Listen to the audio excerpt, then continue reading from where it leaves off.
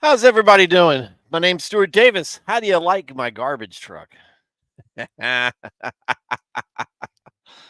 this this is the 2015 this is the 2015 energy that I've been missing for the last that many years. Oh, by the way, also stealing my kids' Halloween candy. So more to come on that because tomorrow night's Halloween.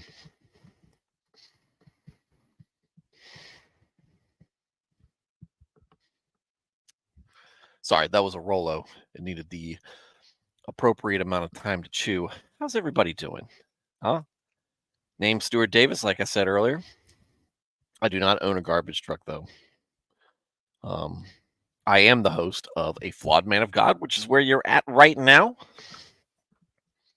I am a humble parishioner at a small church just outside of Richmond, Virginia. Not a pastor, not a biblical scholar, haven't been to seminary, not trying to get you to join my church or donate to any special cause. Just here to talk about God, talk about Jesus, talk about the Holy Spirit, talk about the Bible, talk about Christianity, talk about a wide variety of different topics, issues, and current events, give you my perspective on them. One that I think is reflective of your average Christian guy. I've been a Christian all my life, 31 years, 31, I wish, 41 years, 41 years, non-denominational Protestant. Don't subscribe to any particular doctrine or denomination. I'm just in the word daily, trying to do it better each and every day. Sometimes I'll get it right. Oftentimes I'll get it wrong. But no matter what, if you are hearing my voice, if you're tuning into this screen, you can count on getting my honest takes on whatever it is we're discussing. So if you are new to Christianity, if you are thinking about becoming a Christian, and you are, nervous about it, look, it's putting faith into something, putting a lot of trust. It's your soul. It's something very,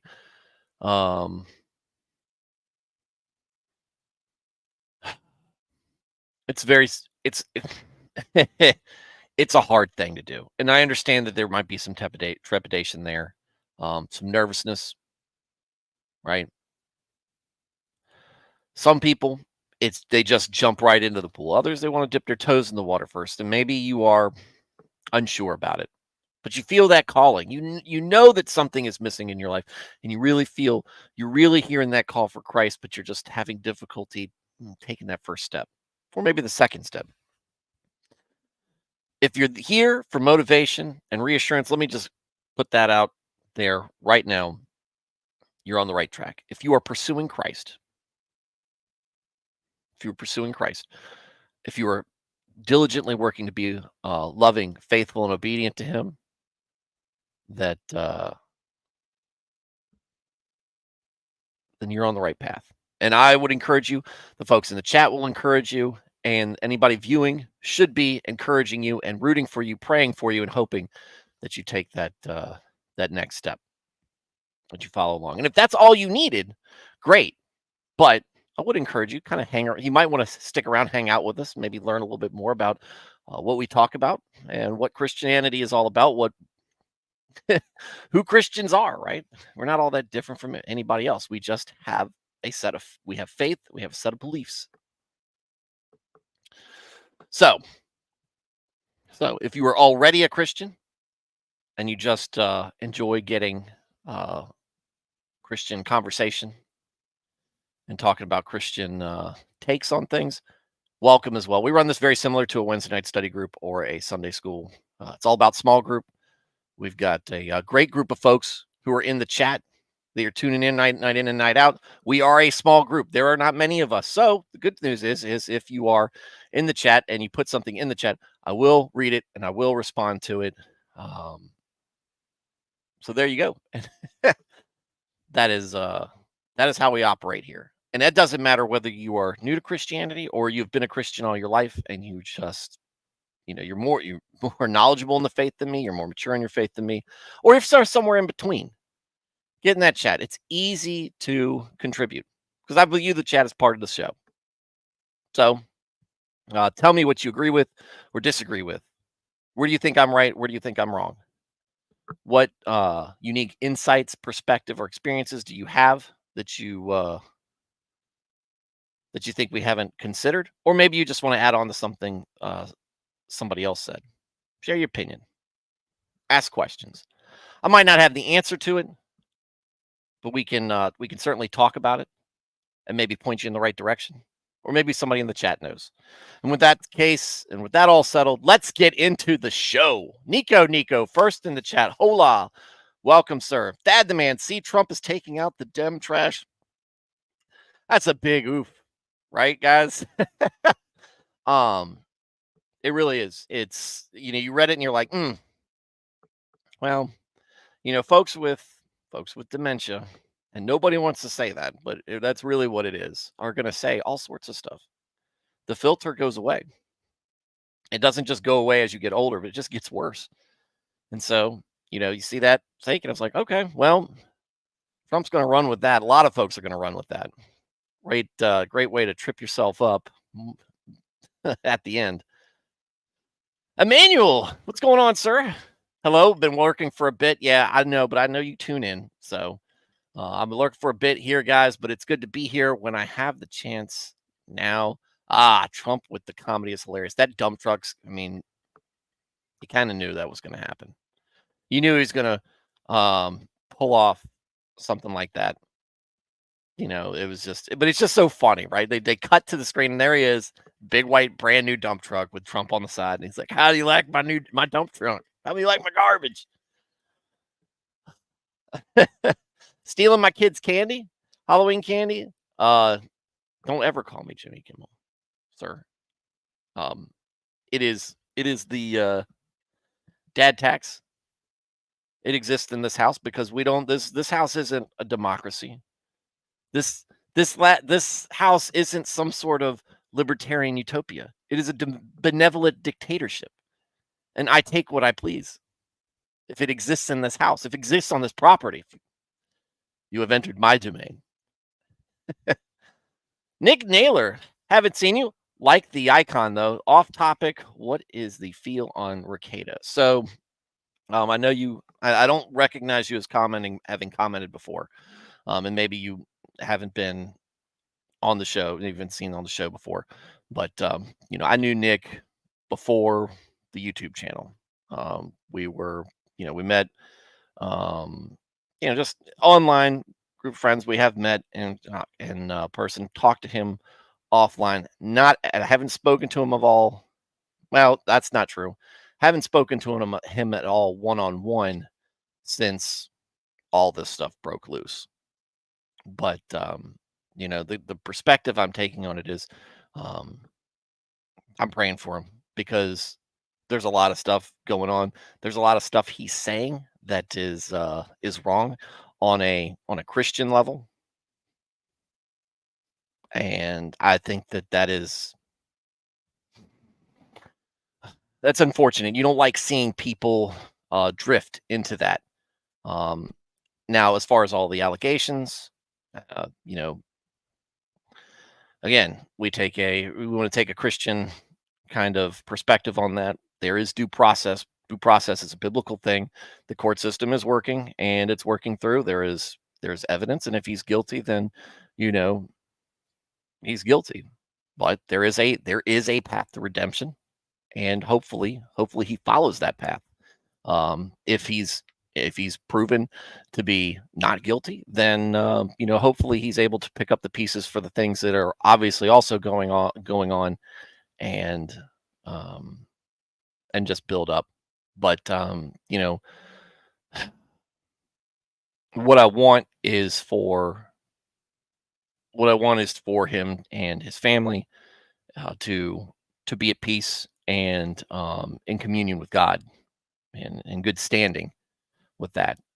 And while I don't talk to anybody else in his family, and like I said, I haven't spoken to him other than a handful of times since all of this happened, and none one-on-one. Um, you just just it's hard to see. It's hard to it's hard to watch somebody um, kind of just go through kind of what seems like a dark place in your faith. And it's difficult because a lot of the show's success came from, and a lot of these viewers here came from him coming onto this show to talk about something that was faith adjacent with the homeschool feed. He did that a couple of years ago, and I experienced a big boost in growth, and that's not a lot by YouTube standards, but it was a lot for me. And we get about you know 2-3 dozen viewers per episode, and a handful of people in the chat every night, which is a success for me. It's a success for me because it um allows for me to get some audience for what I'm trying to do here, and that's spread the word. uh but as a friend of his, or let's consider myself a friend of his, that I just want him to get better, and for whatever is going on. We see a lot of things that go on, a lot of people say a lot of things, and sometimes it gets a little hard to sift through what is truth and what is gossip. But I can't change any of what's going on, but I can still hope, and I can still pray for a positive outcome. And and we can all learn lessons from what is going on, things that we should do and things that we shouldn't do. And because I saw read earlier down there that you didn't want to get Good Logic's takes. I don't listen to Good Logic really. I don't know much about him other than I know that he used to come on Nick's show when his show was more regular. Um, I don't know, and I'm probably nowhere near as close to him as uh, as Good Logic is, but what you want to get from me is, what do you want? I mean, I pray for the guy. Like, I pray for anybody out there, people I agree with and people I disagree with, people I don't like. Still pray that they can find that path to redemption and get in there. But like I said, some of the things that he has said on his show, some of the things that he has said on his Twitter is antithetical to Christianity. And there's no parsing it out there. It's wrong. It's just is. Maybe that's his belief and that's his belief, but that's not what that is not the view that Christianity holds. We talk about guardrails on here, and he is that some of those views are off in the ditch. Um, yeah, and I'm not doing that for engagement or anything. But that, I know you know that, but um. Oh, okay. You're actually okay. Well, just don't chat. Well, that's why I didn't recognize you there. But glad that glad that you subbed, and hopefully you tune in some. But I know that thing's been going on for a while. Oh, yeah. Well, look, I'm changing gears here. Having the truck ready less than 24 hours, that looks like a brand new truck. So there's a good chance he had that on loan at a dealership. Some dealership owner who is pro Trump had one of those things ready. Or some guy who's pro Trump has just bought one and he just hasn't sent it to get painted or get wrapped or however. And he's like, hey, let me borrow this or let me buy this from you, and just slap that on, and and there you go.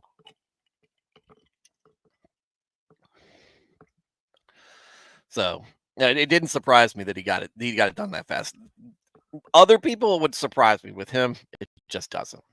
That machine runs too well on that kind of stuff. Um, there we go. Manuel says, we're all praying for Nick. Been there since his debut, since the Dick Show, but it seems really messed up. We all deserve to change, and hopefully he does. But thanks to Nick, I'm here and learning. I know who you meant, Dad.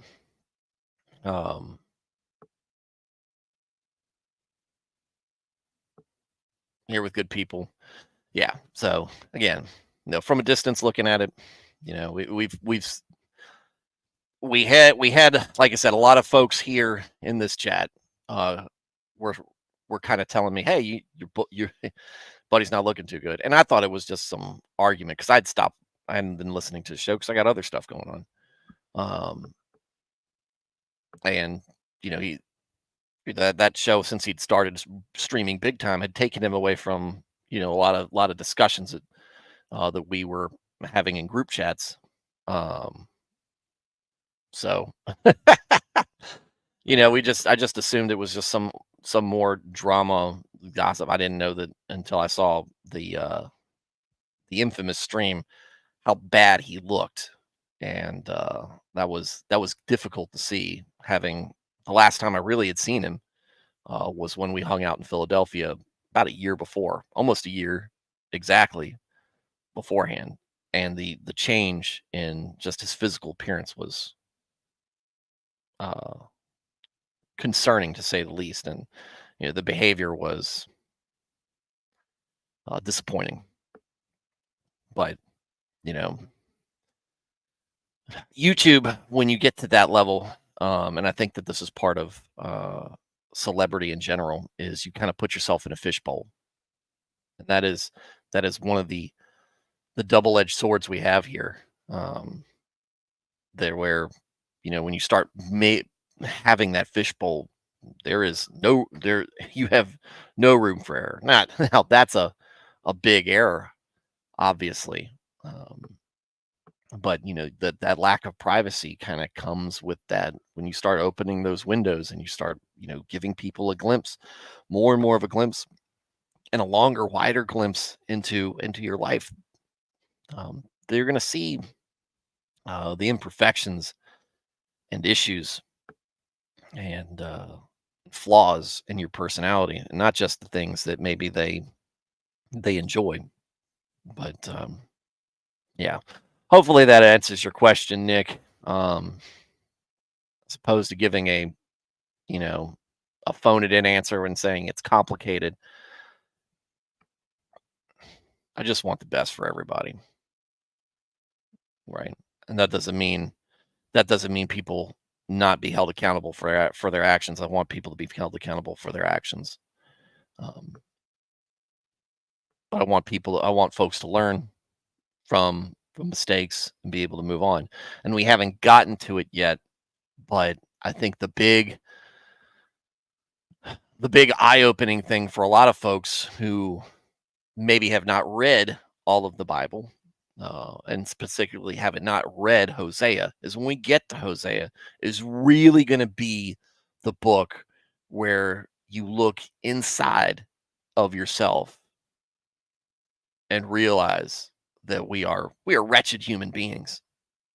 There is good in us, and we are capable of doing good things, and we are capable of doing things that are faithful and obedient. But there is so much of us that are not so much. And that's something we can't just be comfortable with it. That's not that's not a place you want to be. God is not comfortable with our sin. God is not cool with it. Not okay with it. Oh, dog, that's all right. Um, it's abominable for him. It's detestable for him. That's scriptural. We've covered that in already. And we're not even, well, I guess kind of, we are halfway through the Bible, but we're not even out of the Old Testament yet. And having said that, um, that means that there are parts of us that are that way. And Christ's sacrifice was necessary to cover for those sins. And it's not something that we need to take for granted and go, well, yeah, he put on that cross for me, so I could do whatever I want. That's disrespectful and not in the spirit of what God has commanded to us from the beginning. And, there are all the folks who get mad and upset about, legalists.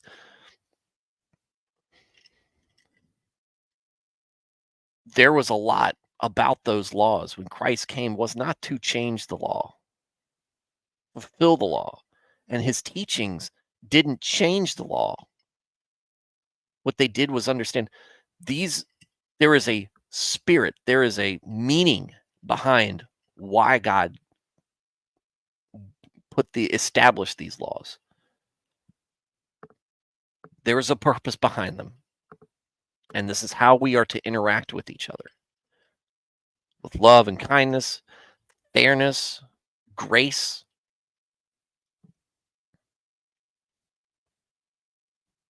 And if we don't, we see what wickedness can pop up. We see what can be tolerated into point where it is becoming all-consuming and preferred in our country or in our community, in our society, in our culture.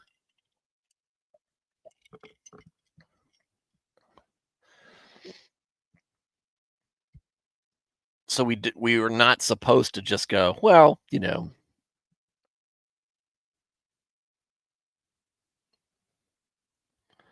I'll say I'm sorry later, or I don't have to be sorry. I'm good. I'll do whatever I want.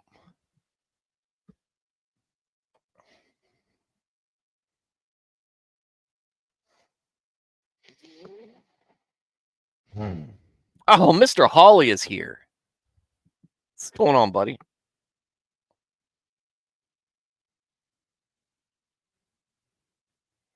Um,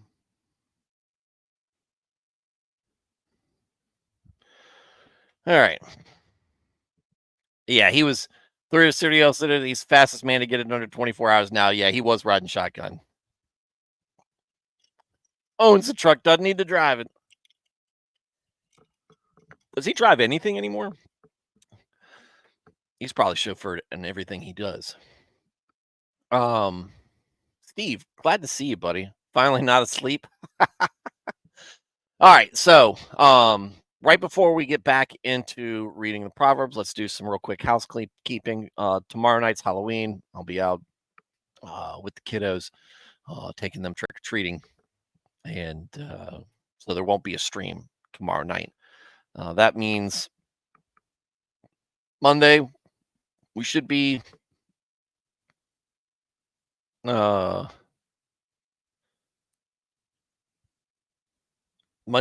streaming, and then Tuesday we're going to have an election stream. We're just going to live stream what's going on. Hopefully, I don't get hopefully I don't get thrown off for talking about what other people are covering. It should be okay. I think we're going to be discussing it. We're not going to have the volume on. We're not going to be listening to people, at least not much. I'm mostly just talking about the results as they come in. I've sent an invite out to Christian Mario. I'm going to send out a couple of invites to Eric Rollon and Power Kid Greg, Blaine, who probably, if he's seen the show on replay, already knows he has an invite, but I got to send him a text. The other Paul, Chaco, and Rafter, left them know, and have as many people on really as want to, friends of the show, to come on and just kind of just hang out with us and watch the results as they roll in. I'll probably order Chinese.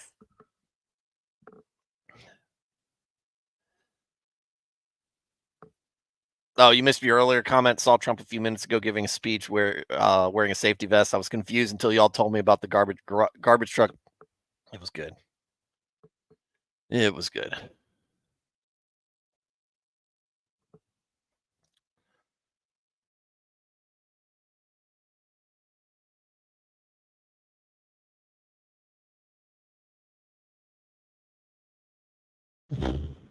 Oh, there we go.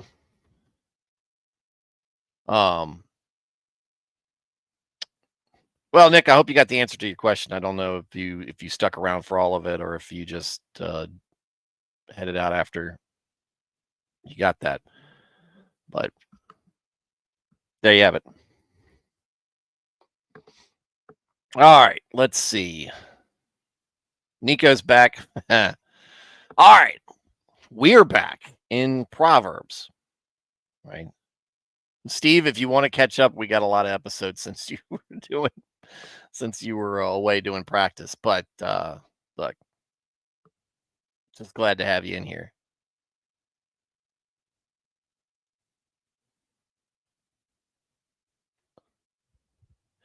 No true trucker does that, but I have seen them.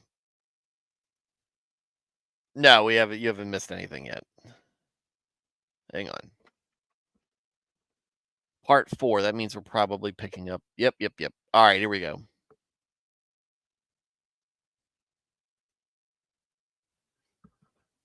All right, chapter 21, verse 16. Let's get into it.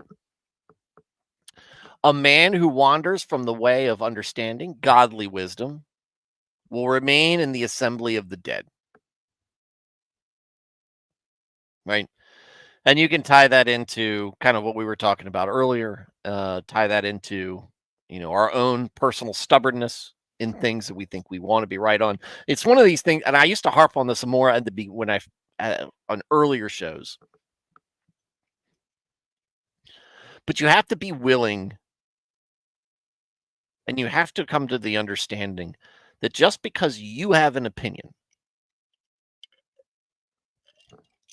just because you think something is right, just because you think justice is served in a specific way, does not mean that God feels the same way. When you look at scripture, you have to be objective about it. You have to understand. That's okay, Veritex. Also, welcome to the show. You have to be humble. You have to kind of understand what God's driving at. And sometimes it's clear. Sometimes it requires a little wisdom. And sometimes it does seem like people are coming at it at all angles and everybody's got a little piece that's right.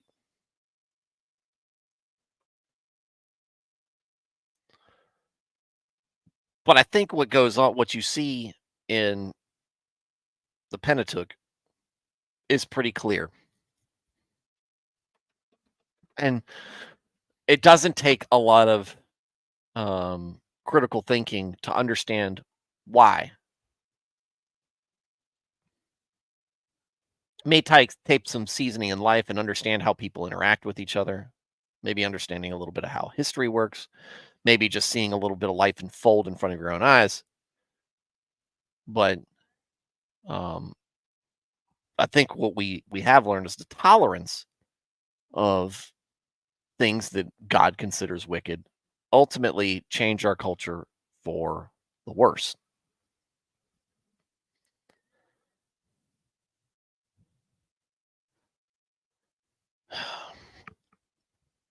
So you have to keep yourself from moving away from that understanding, going your own way. Well, I want to do this. And if you get that stubborn in your thinking, it can take you into some bad places. All right, hang on a second. I'm going to say goodnight to my son real quick.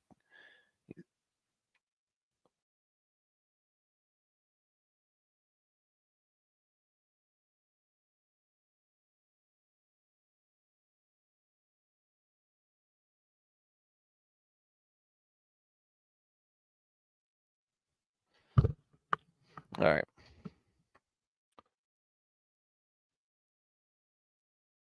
It can lead you to a point where you want to read your own beliefs and your own desires into scripture, or just ignore scripture altogether. We've talked about folks who deconstruct their faith, which is often just leads to apostasy. We have seen churches, some of the stuff that me and Eric Rollon have covered. We have seen churches who have completely abandoned fundamental truths in Christianity and it just looks like a LARP.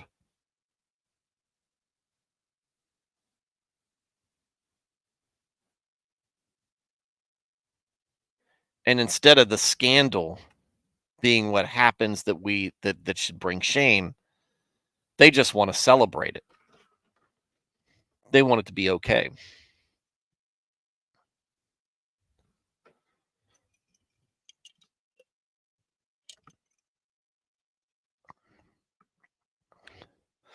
Veritex says, the thing I am pondering is at what point is someone wandering on the way of understanding before they realize they wandered from it? Sometimes you're pretty far gone.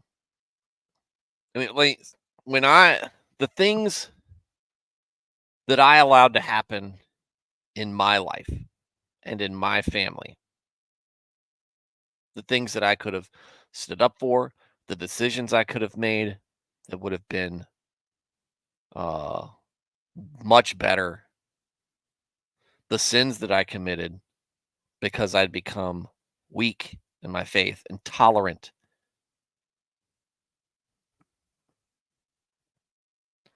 One, I didn't get a good grounding in my youth of when and where to stand up on principles and what principles needed to be stood up for. What there wasn't much of a push between what Christianity stood for and what where culture was slipping away from God, right?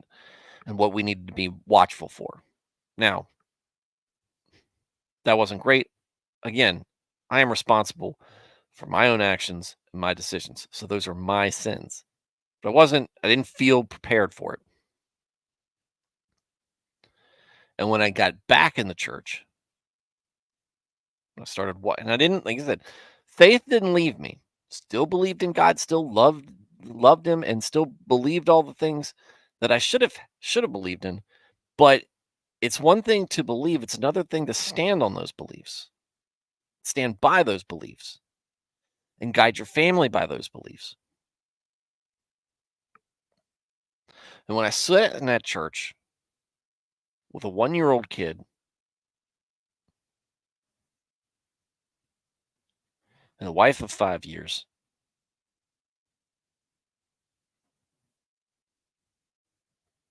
and I realized how far I'd drifted.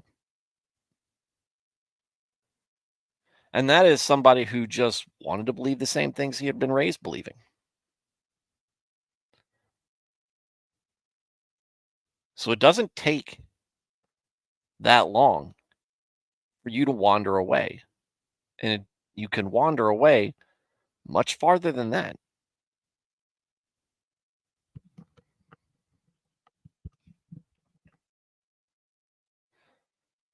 Vertex says, see, I think some people misunderstand deconstruction. There is a part in the walk of every person, Christian or not, where you have to learn to walk on your own and not just accept everything. Well, that's not what is promoted by deconstructionists. There's a difference between what they want you to do when you deconstruct and what just understanding your faith and why you believe the things that you do. It's two different things.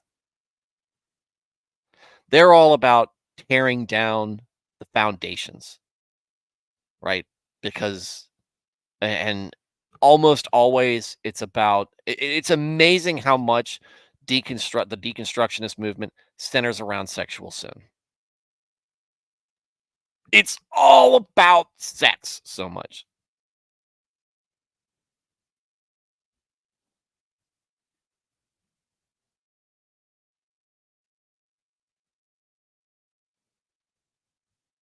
And we want it and we desire it and we don't want to be shamed by it and we don't want to shame other people for it because perhaps maybe we have similar desires.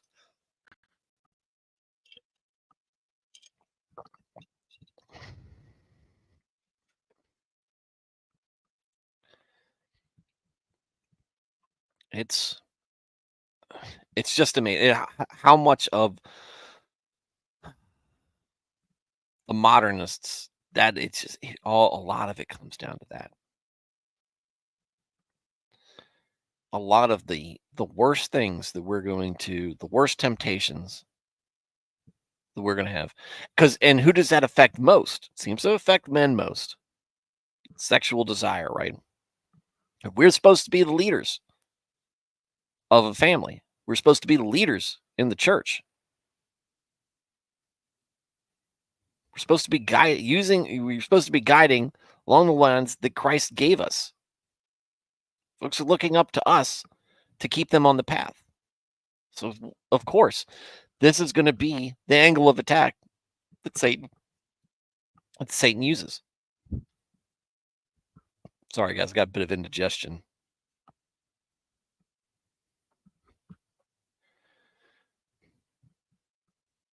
Matt Felty said, we just got through the Psalms.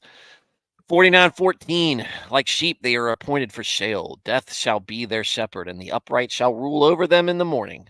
Their form shall be consumed in Sheol, with no place to dwell.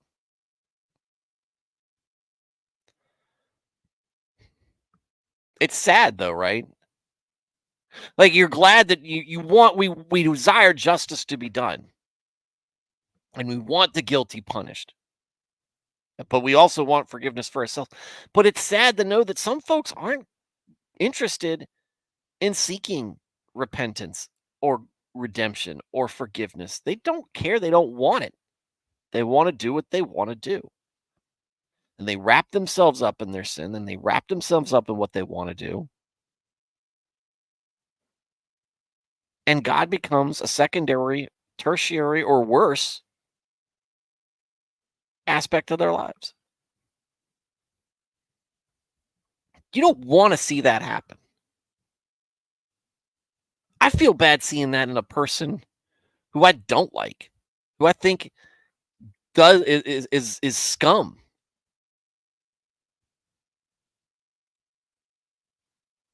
Because that person is like me, is corrupted. And they're making a bad decision not to try to not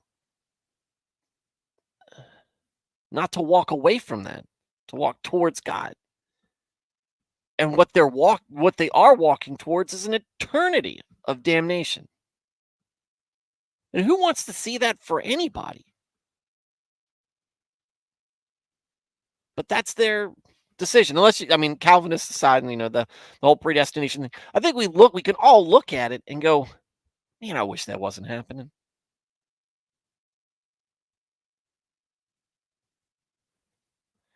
Man, I wish this person would get on the straight and narrow. Or maybe you see it somewhat in yourself. I wish I wouldn't screw up this way. I wish I could get past this problem I have, or these problems. I like any like these problems we have. You're not alone. That person walk away, unfortunately, is not alone. We are we are a broken and fallen people.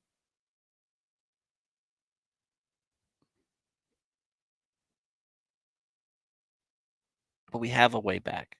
We have a path to salvation. And before Solomon wrote this, it had been foretold.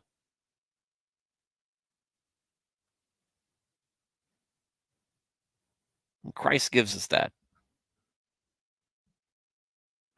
And even though he did it publicly, and he is one of the most well documented, provable people in history.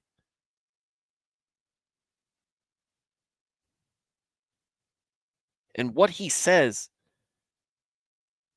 is not really controversial when you look at what is good. And yet people consistently reject his teachings, which is rejecting God. Reject his sacrifice, which is rejecting God. And reject his path, which is rejecting God.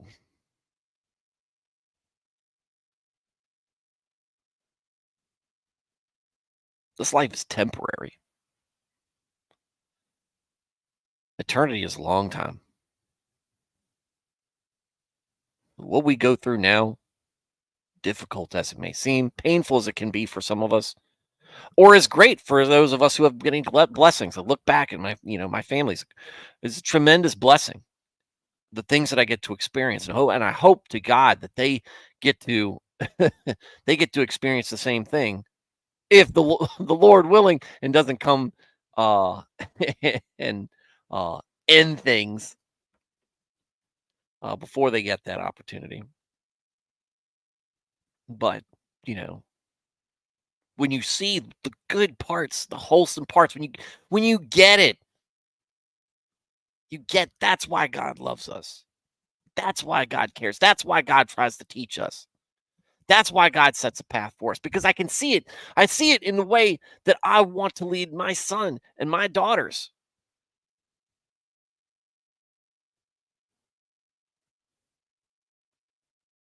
I see it in the way that I love my wife.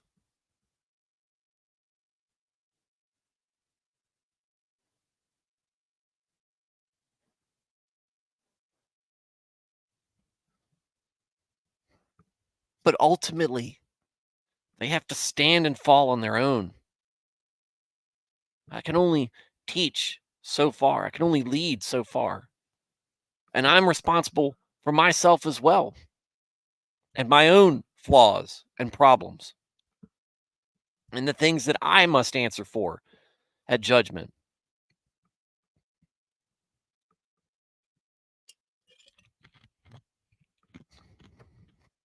Verse 16 is a warning.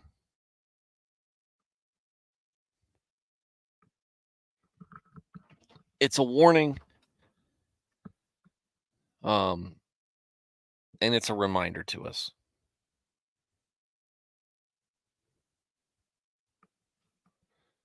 that there will be folks who do wander away, and we should not be part of that group.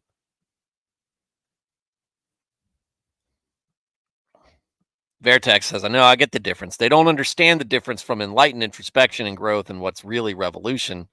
Yeah, that's the other thing they like to say. Oh, we are the new um Reformation. No, you're not. Don't hang on to that. Nico says, seems to me like sometimes they deconstruct so that they can reduce the word to something to fit their worldview. Yes, you can consider deconstruct. We just want to deconstruct everything God says and just reconstruct it in a way that we find palatable, which means it agrees with me. It makes me feel good in my tummy.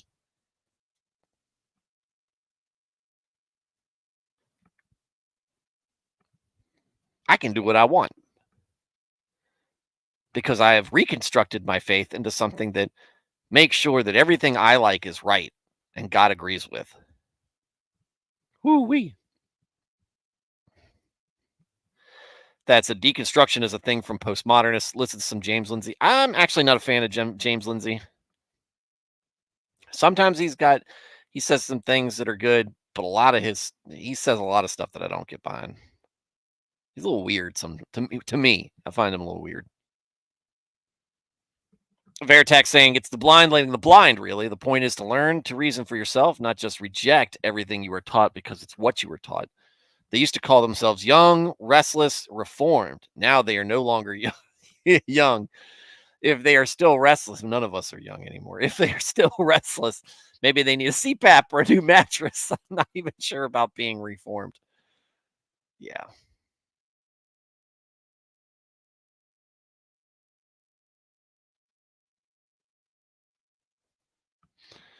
Emmanuel says, when you were talking about earlier, Stu, that Jesus is the confirmation of all that is good and just about the law, both Old and New Testament, for Jews and Gentiles. Yeah. It be true. He is the way, the truth, and the light.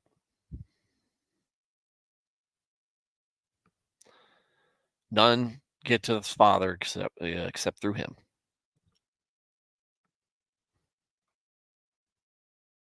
Somebody tell that to the Pope, by the way. I think that one of his recent speeches, he is getting that a little confused. All right. 50 minutes in, and we can move on to the second verse tonight. Yeah.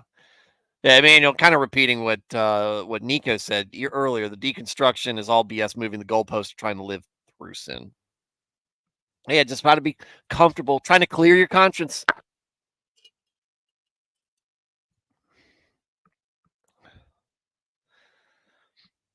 Oh gosh, Christian Mario had a great response to that. I'd love to pull it up on Twitter. Maybe I will later. Maybe you can just talk about it. This anime chick's all over the place.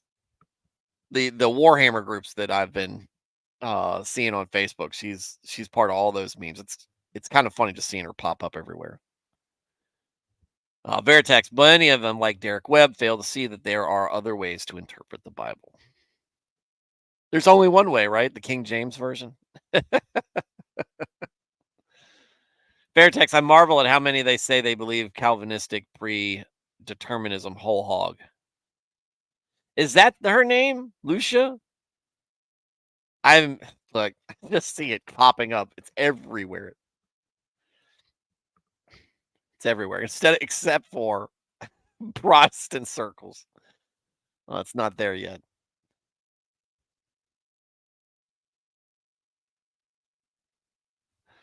Maybe I will pop it up. Maybe I will pop it up. Hold on.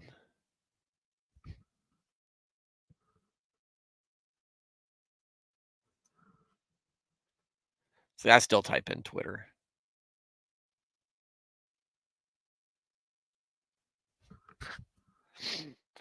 What we got?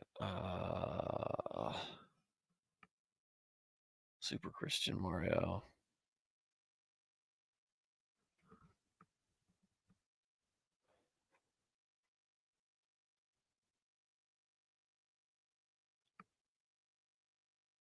Did I say light earlier?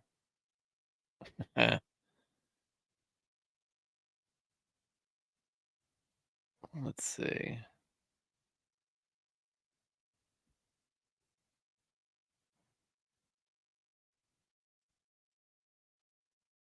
Oh, here's one of the pictures. Hold on, let me.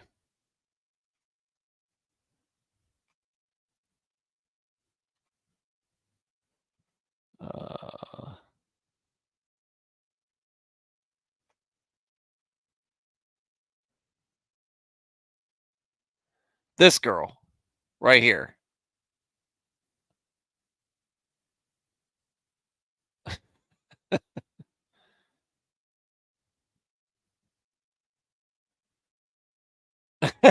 What is this? I haven't seen some of these. He's been on it. He's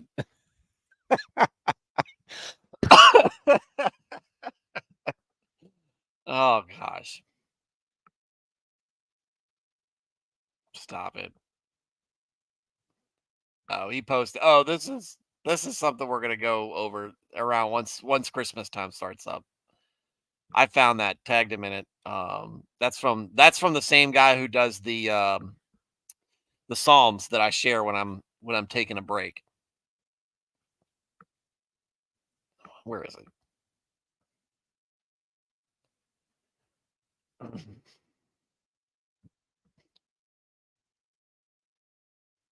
Did he take it down? I hope he didn't.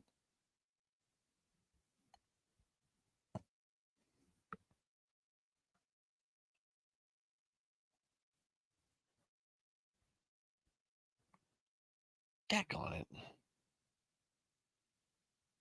All right, well maybe it's not here anymore. I don't know. I don't know. I don't know what the cartoon mascot is. I don't know the meme yet.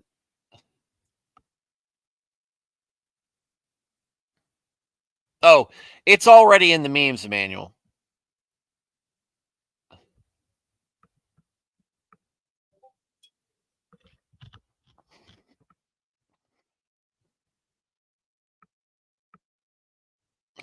Let's see. All right, let's go on to the second first. Jack on it. Oh, here we go. This again ties into the previous verse. He who loves only selfish pleasure will become a poor man. He who loves and is devoted to wine and olive oil will not become rich. There is more to wealth. And so you could say wealth doesn't have anything to do with how rich or how poor you are from a spiritual standpoint, or what your treasures in heaven are, however you want to look at it.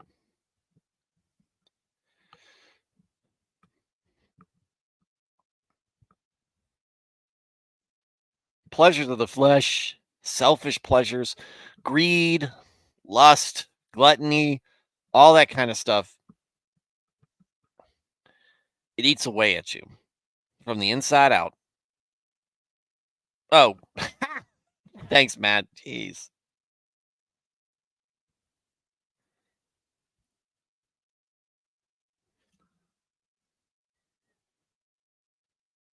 Um,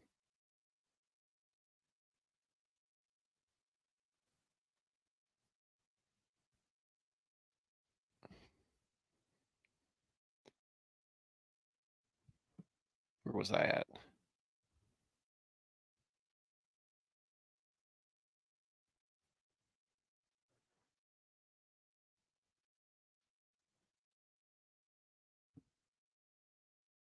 Oh, okay. There we go.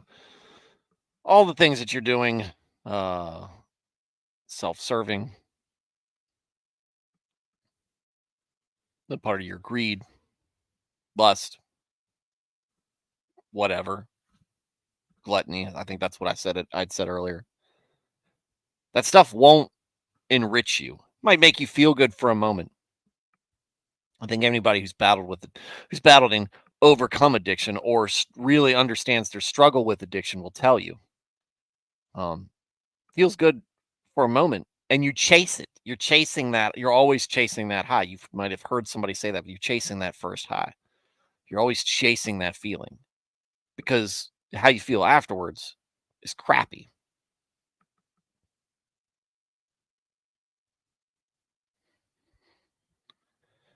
It feels good in the moment, but afterwards, you're left with that conscience, left with that feeling like you screwed up. And some folks do a better job ignoring it than others. Or I guess a worth job at ignoring it would be a better way to say it. Um, some folks can't deal with that. And that is helpful to get them to avoid doing it again. It helps them. That might be a help in kicking that addiction.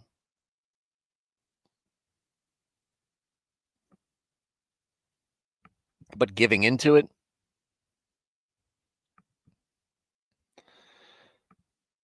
again, this stuff eats away at you from the inside. And that's not a rich person. That's not a successful person. That is a poor and pitiful creature. What is left in the end. And again, anybody who has dealt with addiction, either in turn with themselves or with a close family member, and unfortunately, I've had some um, family members struggle with this and see it, and you hate it, and you hate what it does, and you hate what it turns people into.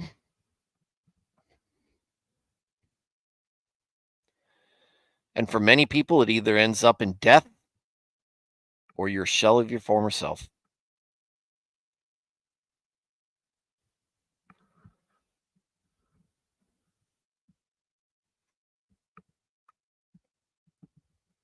Oh, yeah, Matt, I see where you tried to tell me twice. Jeez.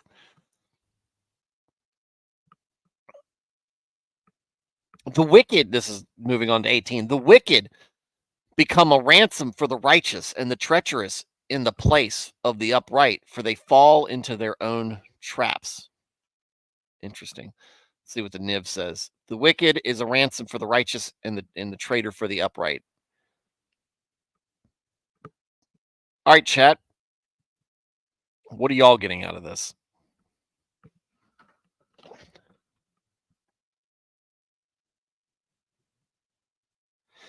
It almost sounds like they kind of fall to us to try to help.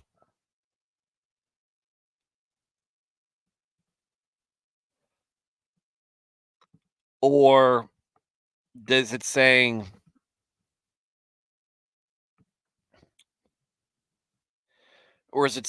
they fall where we succeed?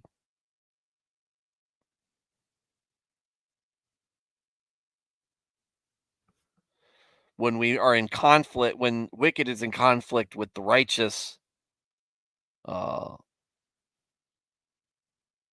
the wicked tilt and the treacherous capitulate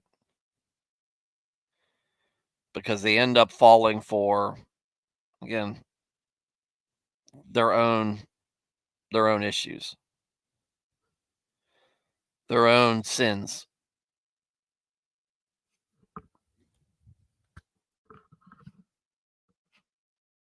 I'll give the chat a second.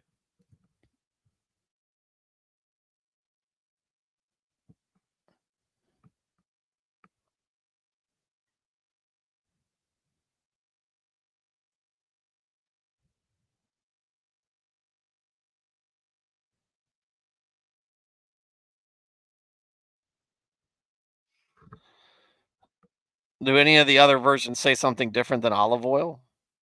Well, we're not on that one anymore, but if we want to pull back, well, what does the footnote say? Items associated with lavish feasting and excessive luxury, the wine and olive oil. The Niv says loves wine and oil. All right. So we are. Oh wait, I'm sorry. We are looking at ESV right now, Matt. I said we were in the Niv. We're not. They say Popeyes. No, right now, Steve, it's Bojangles all the way with me right now. I've been eating a ton of their stuff. The wicked is a ransom for the righteous, and the traitor for the upright. So I mean, it's very similar. In fact, Amplified puts a little bit more puts a little bit more there, for they fall into their own traps. Man, I need to take a Tums or something.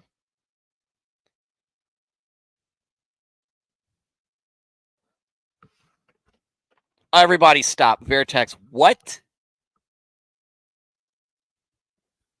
Their chicken biscuit is one of the best out there.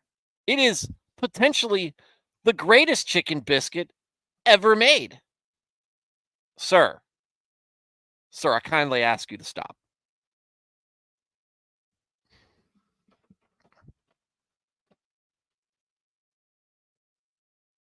I don't like spice in the morning.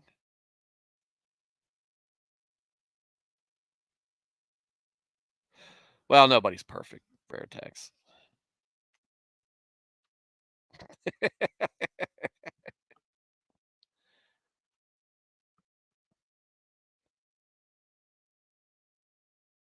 Okay, the wicked become a ransom for the righteous. Chick-fil-A's chicken biscuit isn't bad. Bojangles' chicken biscuit is much better.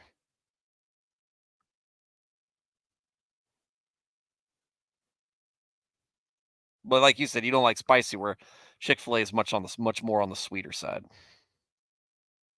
Oh yeah, gosh. Bojangles, whew, those biscuits, 100%. That 100%. Um, the wicked become a ransom for the righteous. All right. So what I'm getting here, now that I've thought about it, kind of talked about it a little bit, the wicked become a ransom for the righteous. That is, the wicked are captives. The wicked lose to the righteous.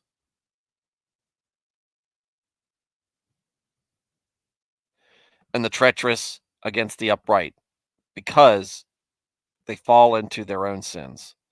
Their own sins end up destroying them, where the upright, those who are righteous, do not.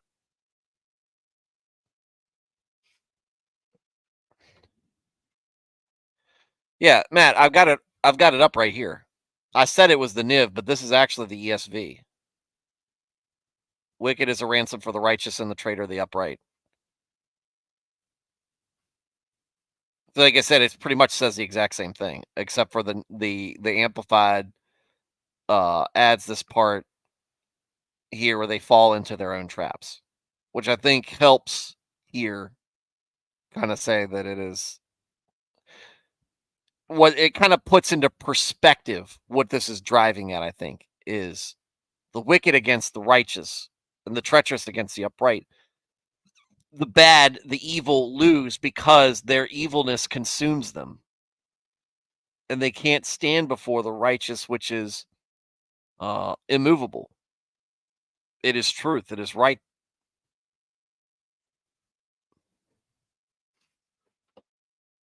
And maybe this is a this is advice to us to stand on God's commandments and and be obedient to God and stand for his principles, even when faced with an enemy that does not stand for them at all.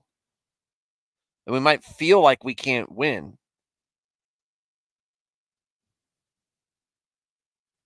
but in reality, we can't lose.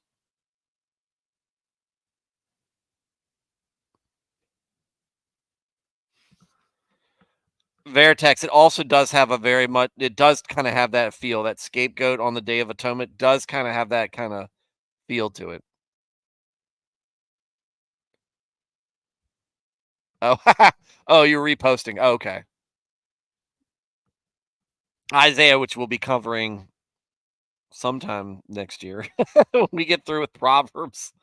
For I am the Lord your God, the Holy One of Israel, your Savior. I give Egypt as your ransom, Cush and Seba in exchange for you. Good reference point, Matt.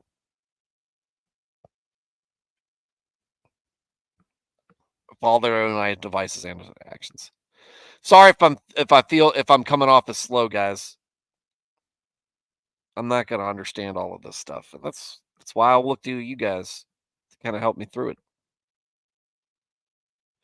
Think about that some may not be saved, and that's so that some may live and be saved. But look, the power of Christ's sacrifice is enough to save everyone. The power of it.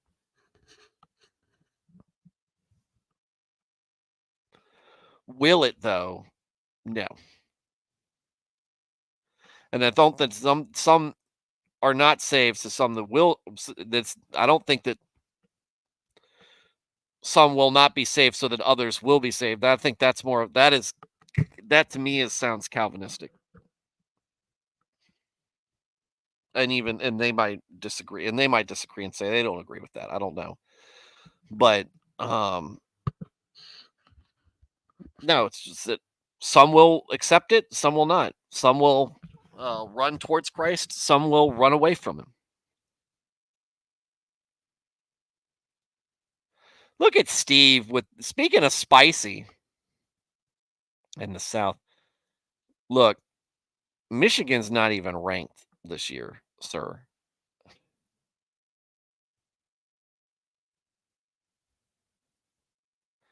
Thanks, Nico. Yeah, we'll figure it out. Fairtex, I'm probably not a true Southerner based on my birth, upbringing, and my dad's routes in Wisconsin.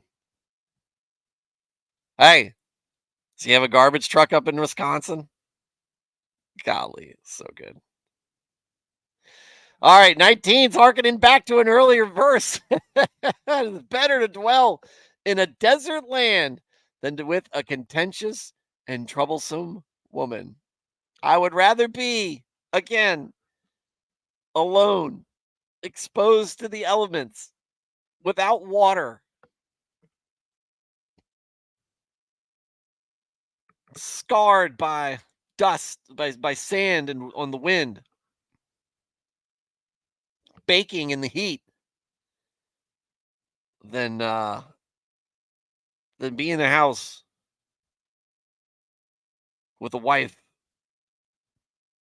who is argumentative, unhappy, and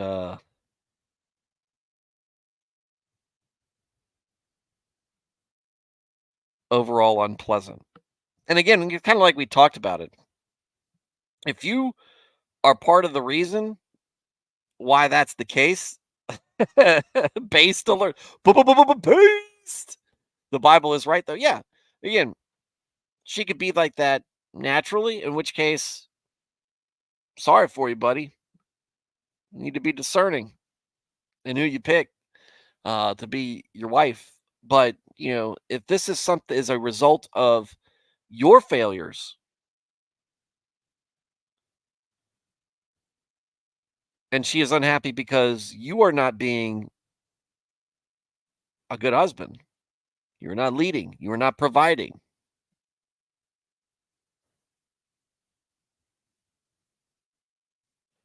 then this is a warning to you to change so that you can avoid this.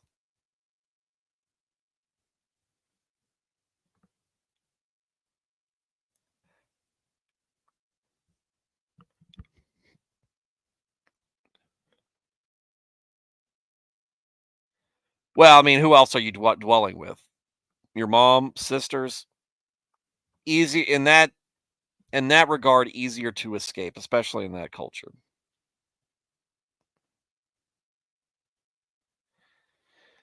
That's actually what that's what the preacher when he was marrying uh me and my wife said, but in a different direction. I said, God looked God looked at her and called said, "Whoa, man." Or Adam looked at her and said, "Whoa, man." And that's how she became woman. Some moms are worse than strangers. So look, who are you dwelling with? Right. And again, if it's out of your control, then it's out of your control. If you're doing what you're supposed to do and she's unhappy, she's bitter, contentious, troublesome, unpleasant, not much you can do about it. But if she's all those things and that's a reflection of your behavior as a man, as a husband, change.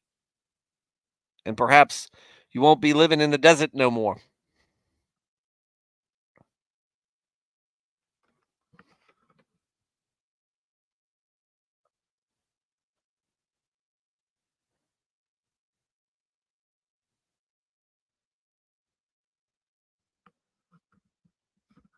All right. Last one for tonight. Last one for the week. There is precious treasure and oil in the house of the wise who prepare for the future. But a short sighted and foolish man swallows it up and wastes it. Again, who's discerning, who is prudent, who acts with wisdom and knowledge.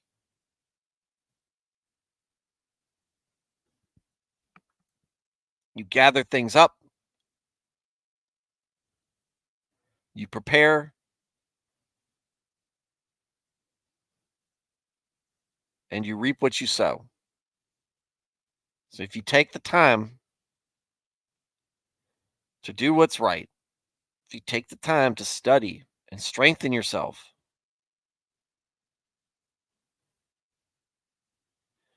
you pray,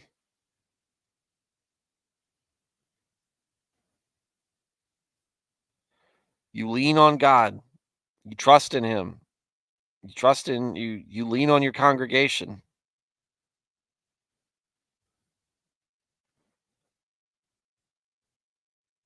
You're prepared for the bad part, the bad seasons that you go through, the tragedies, the disasters. But if you just take and take and take and consume,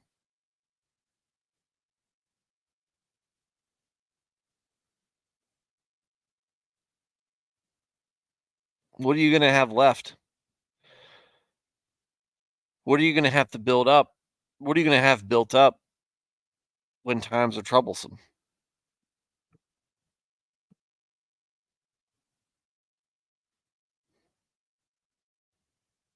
And I say that because we all kind of understand the other side of it. Hey, don't just s- don't just use everything as soon as you get it. Keep some aside. Set something aside. You might need it later. You don't know what tomorrow has in store for you. This could be very important. Right? We all know about preparation. We all know about squandering things. They might be something that you struggle with.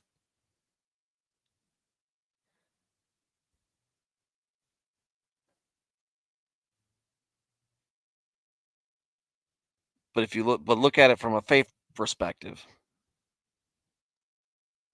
I don't need church. I don't need to go to church. I got God. I've got God uh, that I talk to every day.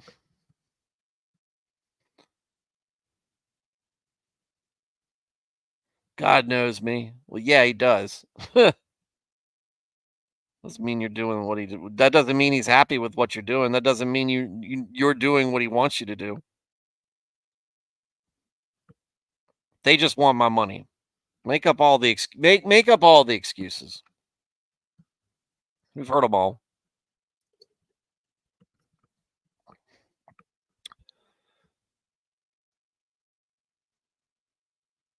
You still need to be doing what you're supposed to.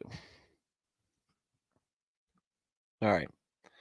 Matt Felty, their attacks. Emmanuel Osorio, Steve, Nico,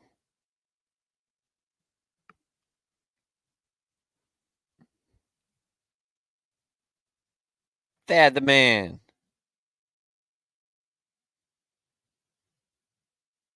Has anybody reached out to Lucy to see if they've seen him recently?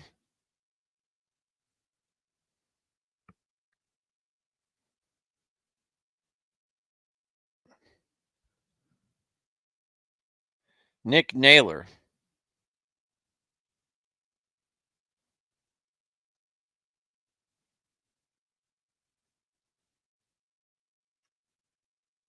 I think that's the group.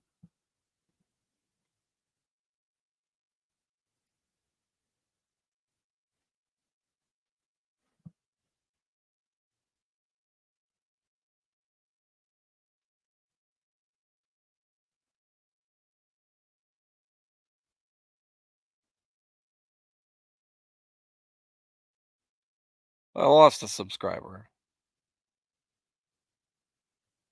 I hope that wasn't Nick. I hope that wasn't Nick Naylor. I hope he didn't come here looking for an answer and didn't get what he wanted.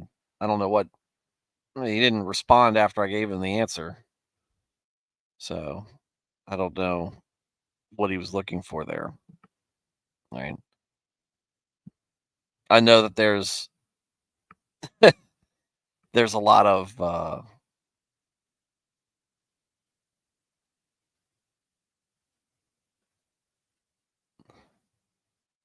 there's a lot of blasting.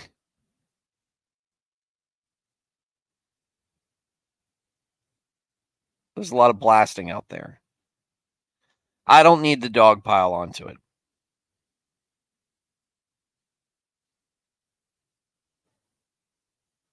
And to be honest with you, it's probably not uh it's probably even if I did, it's not going to do a daggone bit. It's not going to do any good. Um,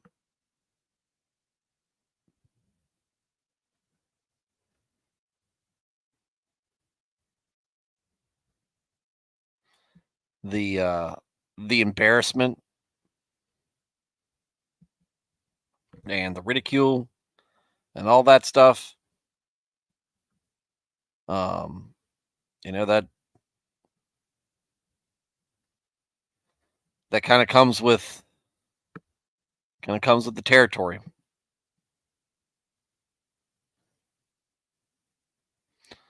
The more the more embarrassing and ridiculous the activity is. So, um, but not everybody needs to take part in that.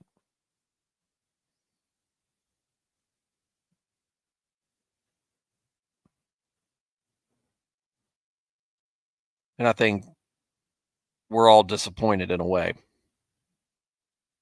But um, again, folks are always responsible for their own actions.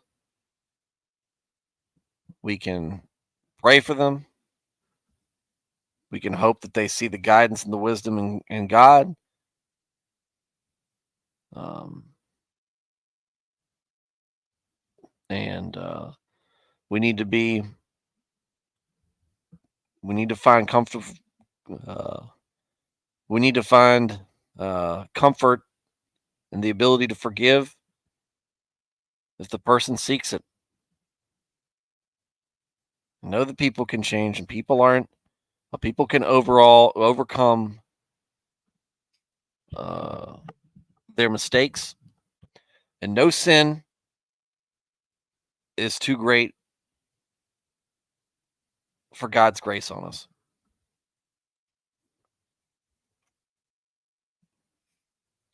Manuel says, "Hey man, sometimes people want the red meat, but it's not us to push drama or hatred.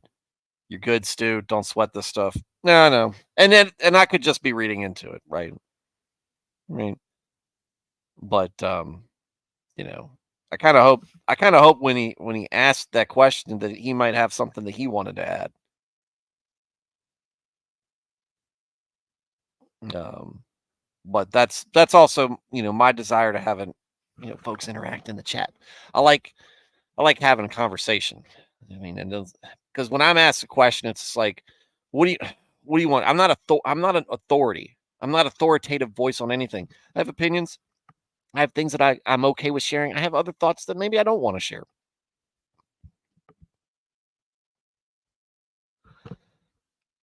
Things that I think that I could that wouldn't be helpful.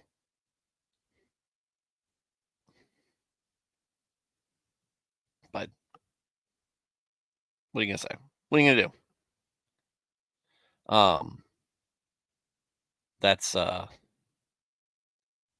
where it lands. And ultimately, it's not gonna change what I'm trying to do here. So anyway, for those guys, you folks that I talked about in the chat, thank you for being in the chat. Thank you for your contributions to the show. I appreciate you and I appreciate what you do. And thanks. Hope to continue seeing you. To everybody who is listening but not in the chat, you know, I always encourage you. Um, I always, I see it, Matt. Um, I always encourage you folks to be part of the chat. I want to hear from you. I want to hear your voice. I want to hear your opinions. I want to hear what you got to say. But I understand you might not want to, or you might not be able to. You might find yourself like Alias or Emmanuel out on the road, unable to, type. Don't text. Don't chat and drive. Please don't. But I'm just glad that I've got this thing that I'm doing that you keep coming back to. That I've made something that you appreciate. And to everybody who is catching me on replay, thank you for watching. I'm sorry I missed you. I hope to catch you live sometime soon. Well, everybody have a good night. Have a great weekend. Have a safe, comfortable, relaxing, productive weekend. Be good. Go to church. And hopefully I'll see you guys on Monday. You all have a great night and God bless.